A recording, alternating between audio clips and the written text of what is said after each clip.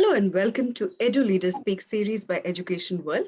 This is Reshma Ravishankar and we have with us Ms. Nafeesa Ahmed. She is the director of the Presidency Group of Institutions, which has a legacy of about 46 years in K-12 education. To introduce her in brief, Nafeesa has pursued her Bachelors of Business Management from Mount Carmel College and Masters of Science in International Management from the University of London. She also holds a master's degree in English and a bachelor's degree in education. It was in 2012 that she joined the Presidency Group of Institutions established by her father, Dr. Nissar Ahmed, and has now been serving as the director. Welcome, Nafeesa. Thank you so much, Reshma. Thank you. The recently released ACER report talks about a significant learning loss that we've all been talking about over the past couple of years. So now that we're about to start the next academic year, what are some plans you have in place to address this? Of course, the pandemic came with it a set of academic challenges at school, and the most significant being the COVID slide in learning. See, we all speak of the summer slide, the whole academic year from for us, it is from June till end of March. Mm-hmm. Summer break in between, which is like a 2-month break. So we call it the summer slide when the learning takes a backseat. Okay. During the pandemic, it's been a distance mode of learning, a remote way of hybrid for some. So we did experience a significant loss in learning. We call it the COVID slide. So the kind of challenges that we experienced when the children came back have been quite a lot, because not just in terms of learning, but there were also challenges in terms of behavioral patterns, in terms of settling in terms of social skills, social emotional skills. So the learning loss particularly, you can imagine when a child who's been in kindergarten, let's say UKG, the K2 level, and who's spent the best part of her 2 years in kindergarten at the online mode, and then she's now in a physical setting in school. So probably a child who's been in K2 is now in grade 2. Mm-hmm. So a significant portion of the curriculum was dealt with online. Even the basic foundational skills in math and early literacy were taught online. So the kind of challenges that we in a grade 2 child, for example, there were challenges in terms of writing. They were not even able to hold the pencil correctly. The pencil grip was lacking. Some of them were unable to read. The phonics was a concern. So what we did, the curriculum department at Presidency, is we anticipated these challenges. Okay. So we had to trim down the curriculum to suit and act as a bridge to these learners. Firstly, we focused on foundations, be it phonics, listening, speaking, reading, writing. And even in early numeracy and math, we focused on numbers and its valuation. So we had to get the foundation very, very strong. And we eased down the curriculum a bit. At the same time, keeping in mind, we're not cutting down significantly. We kept the key concepts intact because it has to progress as they spiral upwards. So we had a bridging gap. We had a bridging program. We had a settling down period initially to handle this, then a bridging program. And then we had to reteach. When we found this gaining some ground in a matter of 2 months, and that's when we slowly started easing into the grade 2 curriculum. This is a case study for grade 2. Okay. But what are your plans for the upcoming year? For the upcoming year, I think this year has been a leveler. We see most kids, most of the children, able to comfortably pace themselves with the curriculum that's progressing. Okay. For the coming year, I think we're pretty much geared up to stay on track that we were doing earlier, because this year has been a leveler. This has been a bridging year for the kids. We see them all coming on track, and it's going to be a steady rise for the next year, but I don't see much of a challenge there. So, when we're talking about learning loss or the COVID slide, like you would like to call it, another significant aspect that has to be addressed is soft skills. So yes. How do you think it can be compensated for, and what are some ways in which you are dealing with it?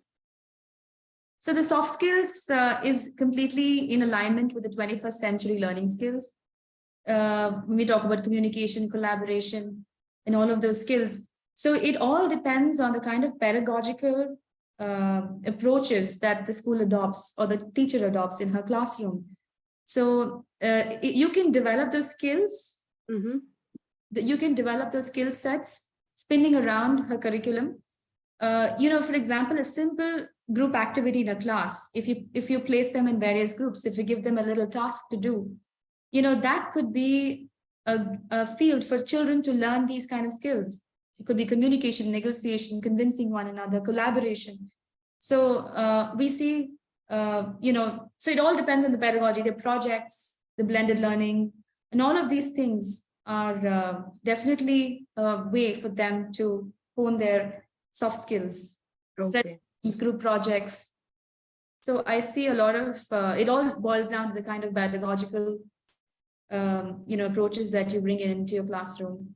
So Karnataka has also been a pioneer in terms of implementation of the National Education Policy 2020. What are some challenges you've encountered so far in terms of implementation? Personally, for me, I see the NEP 2020 as a whiff of fresh air. It's very, very well-intentioned, well-framed, and hugely ambitious. Okay. To be very, very honest, I really welcome this. I really, really appreciate the kind of thought that's gone behind drafting this. Most significantly, the most important chunk, that is the foundational stages from the kindergarten to the early years. We talk about kindergarten to grade 2, that falls under the bracket of early years, has been given a lot of emphasis. And so I'm really, really happy that early childhood has been given its place.